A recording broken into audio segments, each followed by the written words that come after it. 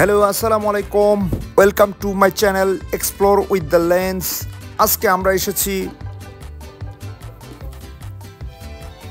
বাংলাদেশের সবচেয়ে বিখ্যাত জায়গা, সার্কের সাংস্কৃতিক রাজধানী খ্যাত জায়গা বগুড়ার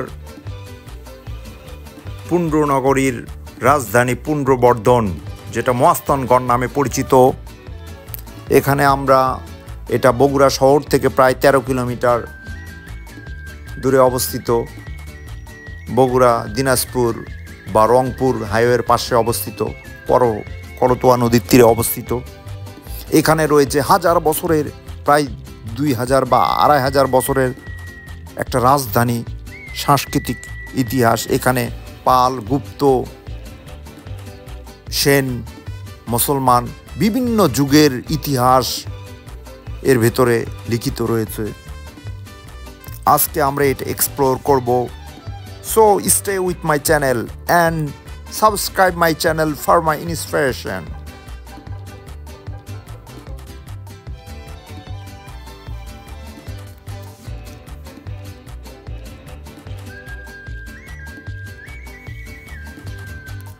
সমগ্র বাংলার সর্বপ্রধান এবং সর্বপ্রাচীন এ নগরী মাটি এবং ইটের বেষ্টনী দ্বারা পরিবেষ্টিত এবং উত্তর দক্ষিণে প্রায় 1525 মিটার দীর্ঘ এবং পূর্ব পশ্চিমে 1370 মিটার প্রশস্ত। চারপাশে সমতল ভূমি থেকে প্রায় 15 ফুট উঁচু। এই যে আমরা দেখতে পাচ্ছি যে এখানে সুন্দর একটা পিকনিক স্পট এবং সব বয়সী মানুষের জন্য একটা বিনোদনের সবচেয়ে বড় একটা মাধ্যম এই উত্তরবঙ্গের মহাস্থানগড়। এখানে সুন্দর গাড়ি পার্কিংয়ের ব্যবস্থা আছে, সব কিছু আছে এখানে। এই যে দেখা যাচ্ছে যে এটা যে সমভূমি থেকে প্রায় 15 থেকে 20 ফিট উঁচু, এরকম এর প্রমাণ। এই যে আমরা শুধু দেখতে পাচ্ছি, এটা একটা পরীক্ষা, এই বিশাল বড় একটা পরীক্ষা। মানে এই পাশটাতে ছিল ওই যে রাজধানী, যে 2500 বছর আগেকার যে রাজধানী, ওই পাশে ছিল একটা নগরী, ছিল এখানে একটা সভ্যতা ছিল। যে সভ্যতায় একসময় এখানে রাজা, মহারাজা, বিভিন্ন রাজা, পাল বংশের রাজা, সেন বংশের রাজা, গুপ্ত যুগের রাজা, তারা শাসন করত। এখান থেকে প্রায় পাকিস্তান পর্যন্ত বা ভারত, বিহার, উড়িষ্যা, এইদিকে নেপাল পর্যন্ত তারা শাসন করত। আজকে আমরা এই বিষয় সম্পর্কে জানব।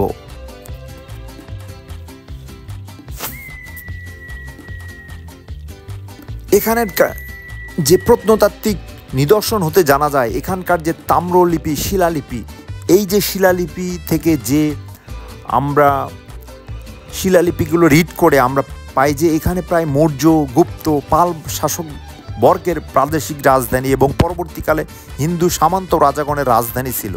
দুর্গের বাইরে উত্তর, দক্ষিণ, পূর্ব এবং দক্ষিণ পশ্চিম 7 থেকে 8 কিলোমিটারের মধ্যে এখানে বিভিন্ন ধরনের বহু প্রাচীন নিদর্শন রয়েছে, যা একটা উপশহরের সাক্ষ্য বহন করে। এই যে আমরা দেখতে পাচ্ছি যে এখানে বিখ্যাত চীনা পরিব্রাজক হিউয়েন সাং, উনি ভারতবর্ষ পরিভ্রমণ করেন। ভারতবর্ষ পরিভ্রমণ করার সময় এখানে 639 থেকে 645 পর্যন্ত পুণ্যনগর পরিদর্শন করেন এবং বিখ্যাত ব্রিটিশ প্রত্নতাত্ত্বিকবিদ স্যার আলেকজান্ডার কানিংহাম 1879 সালে মহাস্থানগড়ের ধ্বংসাবশেষকে থেকে এটাই সিদ্ধান্তে উপনীত হইতে হন যে এখানে পুণ্ড্রনগর নামে একটা নগর ছিল। এবং পরবর্তীতে 1928 থেকে 1929 সালে মহাস্থানগড়ে সর্বপ্রথম প্রত্নত খনন শুরু হয় এবং বিভিন্ন পর্যায়ে এই প্রত্নত খনন শুরু হয়। এ সময় নগরীর মধ্যে বৈরাগীর ভিটা, আরও গোবিন্দ ভিটা, 3টি স্থান খনন করা হয়। পরবর্তীতে 1960 সালে, 61 সালে এবং 1980 সালে বিভিন্ন খননকরণ করা হয় এবং এরপরে 1993 সালে একসময় বাংলাদেশ ও ফ্রান্সের সরকারের সহায়তায় আবার খনন কাজ করা হয়। এই খনন কাজ করার পরে আশেপাশে প্রায় অনেক জায়গায় থেকে অনেক বড় বড় বিভিন্ন মূর্তি, যে দেবদেবীর মূর্তি, তারপরে বিভিন্ন পয়সা, ওই সময়ের যে তামার পয়সা, রূপার পয়সা, বিভিন্ন পয়সা এই আরও অনেক কিছু বিভিন্ন মাটির বাসন, তারপরে বিভিন্ন কাঠের আসবাবপত্র, এই সব জিনিসপত্র উদ্ধার করা হয়। সেই উদ্ধার করে এই জিনিসপত্রগুলো মহাস্থানের যে জাদুঘর, এই জাদুঘরে সংরক্ষণ করা হয়েছে। দীর্ঘ সময় এখানে যে প্রত্নখনন হয়, এই প্রত্নখননের মাধ্যমে এখানে প্রায় খ্রিস্ট 4th শতক থেকে শুরু করে মুসলিম যুগ পর্যন্ত প্রায় বিভিন্ন স্থাপনা, বিভিন্ন মালামাল এগুলো উন্মোচিত হয়েছে। 18টি স্তম্ভে মৌর্য, গুপ্ত, পাল,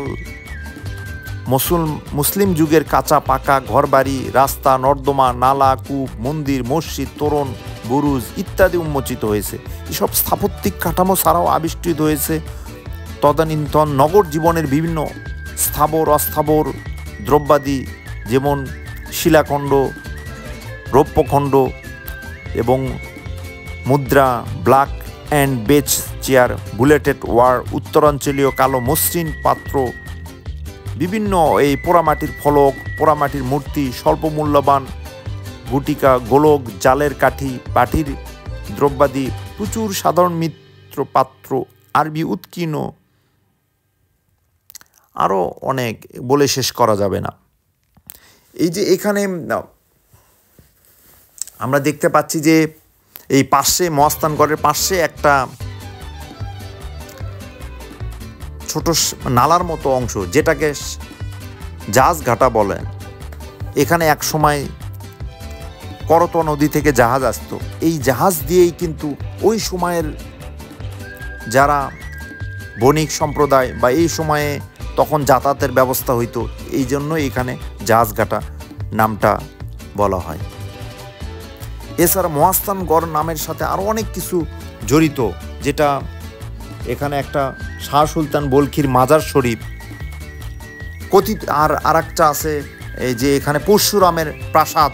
এই পরশুরাম আর এবং এই যে শাহ সুলতান বলখির একটা বিশাল যুদ্ধ এখানে সংগঠিত হয়েছিল, এবং এই যুদ্ধের ফলে দেখা যাচ্ছে যে এই পরশুরামের সৈন্যগণ যখন যুদ্ধে আহত হওয়ার পরে ওই যে একটা কূপ আছে এখানে, যেটা জিয়তকুণ্ড কূপ বলা হয়, এই জিয়তকুণ্ড কূপের পানি পান করলে পরশুরামের সৈন্যগুলো আবার জীবিত হচ্ছিল।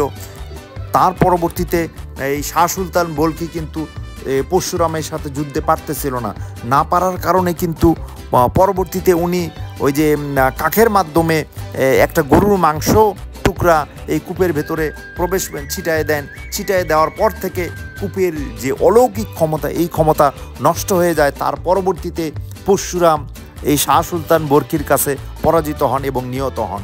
আর তার একটা কন্যা, অনেকে বলে কন্যা, অনেকে বলে বোন, তার একটা বোন ছিল যেটা হচ্ছে শিলাদেবী। এই শিলাদেবী এই শাহ সুলতান বলখির হাত থেকে পালানোর জন্য উনি যে পাশেই যে একটা নদী আছে করতোয়া নদী, এই করতোয়া নদীর শিলাদেবীর যে ঘাট আছে এই ঘাটে উনি আত্মহুতি দিয়েছিলেন, এই জন্য এটাকে শিলাদেবীর ঘাট বলে অনেকে।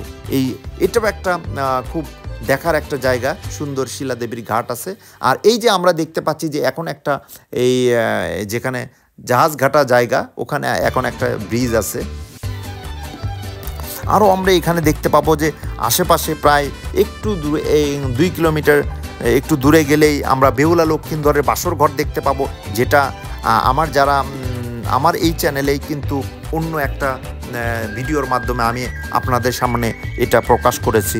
এছাড়া আমরা দেখতে পাবো এখানে কালীদহ সাগর, আরও দেখতে পাবো যে এই যে এখান থেকে একটু দূরে বাসু বিহার, তারপর তোতারাম এর পণ্ডিতের বিহার, এগুলো আমরা অনেক কিছু দেখতে পাবো এখানে।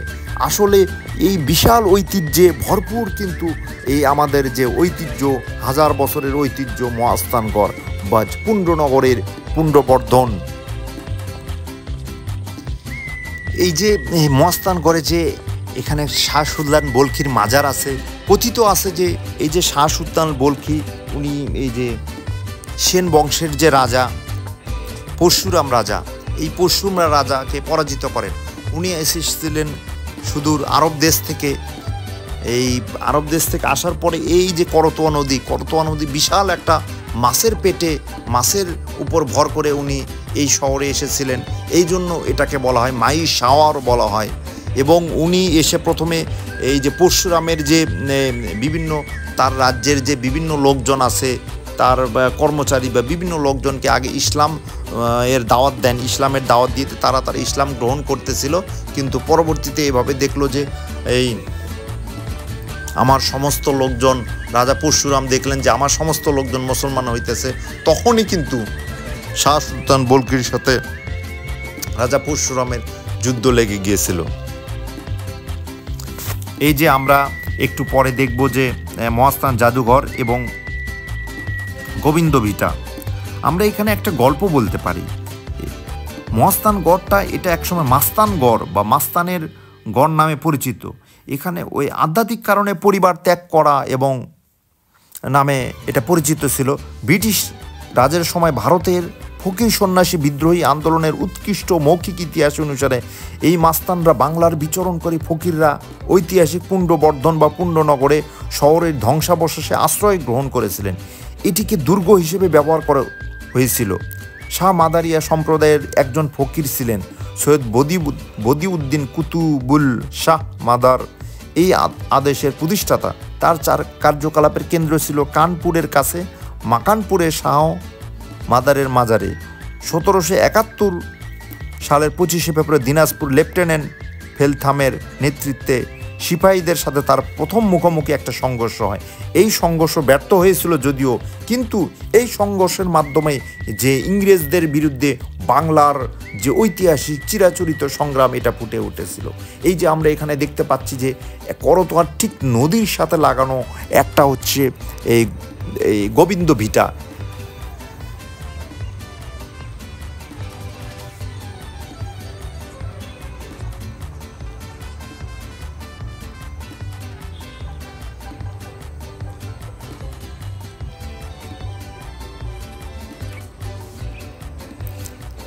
জাহাজঘাটা থেকে মাত্র 185 মিটার উত্তর পূর্ব দিকে এবং সাইট মিউজিয়ামের ঠিক বিপরীত দিকেই কিন্তু অবস্থিত এই গোবিন্দ ভিটা। খ্রিস্টপূর্ব 3য় শতাব্দী থেকে খ্রিস্টীয় 15 শতকের মাঝামাঝি এই অংশটা এখানে অবশেষ আছে। দুটি মন্দিরের ভিত্তি এখানে উন্মোচিত হয়েছে। এছাড়া আমরা দূরে কিন্তু দেখতে পাবো, এটা আমার অন্য একটা ভিডিওতে আছে, তোতারাম পণ্ডিতের ধাপ আছে, যেটাকে বলা হয় এই যে বিহার ধাপ, একটা নরপতির ধাপ আর একটা বিহার ধাপ। এই দুর্গ থেকে প্রায় 6 থেকে 7 কিলোমিটার উত্তর পশ্চিমে বিহার নামক গ্রামে অবস্থিত। এটি ক্ষতিগ্রস্ত মঠের কাঠামোগত অবশেষ উন্মোচিত হয়েছে। তারপর ওখান থেকে আরও 1 কিলোমিটার দূরে গেলে তোতারাম পণ্ডিতের ধাপ আছে। এই তোতারাম পণ্ডিতের ধাপ খুব সুন্দর। এখানে এই যে ওই সময় পাল বংশের সময় যে বৌদ্ধ ধর্মের ভিক্ষুগণ তারা আশ্রয় গ্রহণ করত। এই যে আমরা এখন দেখতে পাচ্ছি এখানে মহাস্থান জাদুঘরে এখানে এই যে 1000 বছরের যে সভ্যতার ইতিহাস, এখানে ওই সময়ের যে পাথর শিল্প, তাদের ব্যবহৃত বিভিন্ন দ্রব্যাদি, বিভিন্ন ব্যবহৃত তাদের ওই সময়ের চিকিৎসা ব্যবস্থা, ওই সময়ের ড্রেনেজ ব্যবস্থা, ওই সময়ের যে বাসনপত্র বা এগুলো হচ্ছে আশেপাশে প্রায় 10 কিলোমিটার বা 50 কিলোমিটার আশেপাশে জয়পুরহাট, নওগাঁ, এই যে গাইবান্ধা, এগুলো থেকে সংগ্রহ করে এই মিউজিয়ামে রাখা হয়েছে। এটা আমরা দর্শনার্থীদের জন্য এটা দেখতে পাবে 1000 বছরের ঐতিহ্য এখানে কিভাবে সংরক্ষণ করা হয়েছে।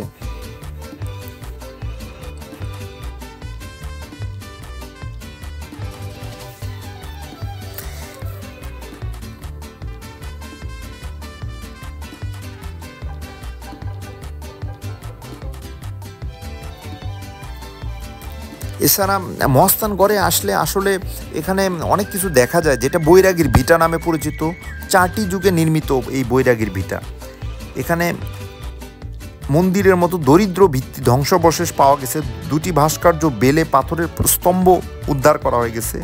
এছাড়া আছে খোদাই পাথর ভিটা, আছে পরশুরামের প্রাসাদ, যেটা আমরা এটা নিয়ে একটা ভিডিও হবে। পরশুরামের প্রাসাদ, জিয়তকুণ্ড, মানকালীর ধাপ, গোকুল মেদ, আমরা যেটা এই যে বেহুলা লক্ষ্মীন্দরের যে বাসর ঘর নামে পরিচিত, এই বাসর ঘরও কিন্তু আমার অন্য আর একটা ভিডিওতে আছে, এটা অন্য একটা ভিডিওতে উপভোগ করতে পারেন।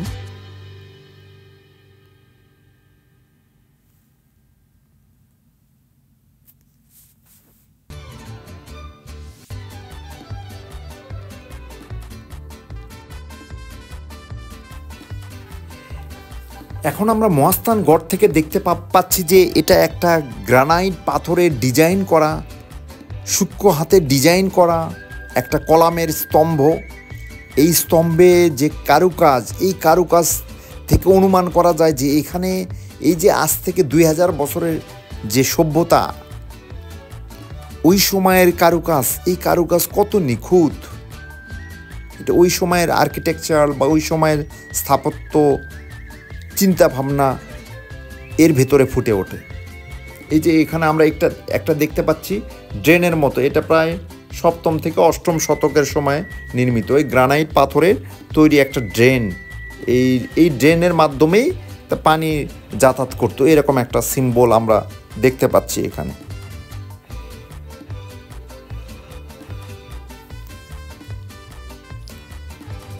আর এটা এখানে এই যে জাদুঘরে এখানে দর্শনার্থীদের উপভোগের জন্য সুন্দর সবুজ গাছপালা আছে, মানে বিভিন্ন অর্নামেন্টাল বাগান তৈরি করা হয়েছে। এখানে বিভিন্ন দেবদেবীর মূর্তি বা এগুলো গ্রানাইট পাথর উদ্ধার করে এখানে সুন্দরভাবে সাজিয়ে রাখা হয়েছে। তারপরে এই যে আমরা দেখতে পাচ্ছি এখানে একটা ভেষজ ঔষধ, যে আমরা আগেকার যুগে মানুষ এই গাছ লতা পাতা থেকে এটাকে একটা দিয়ে হাতুড়ির মতো দিয়ে পিষত। এই পেশার জন্য হচ্ছে ভেষজ পাতা, যেটা এই পাতা থেকে রস কালেক্ট করার মাধ্যমে এই রসটা মধু দিয়ে এটা পান করত। আর এটা পান করার ফলে কয়েকদিন পান করলে 7 দিন 14 দিন পান করলে আরোগ্য লাভ করত। এভাবে আদি যুগের যে চিকিৎসা পদ্ধতি ওই রকম ছিল। তো ধন্যবাদ আমার এই ভিডিওটা উপভোগ করার জন্য। আমার সাথে থাকবেন এবং আমার চ্যানেলটা সাবস্ক্রাইব করবেন, যাতে আমি নতুন নতুন টপিক নিয়ে আপনাদের সামনে তুলে ধরতে পারি। সবাইকে ধন্যবাদ। আসসালামু আলাইকুম।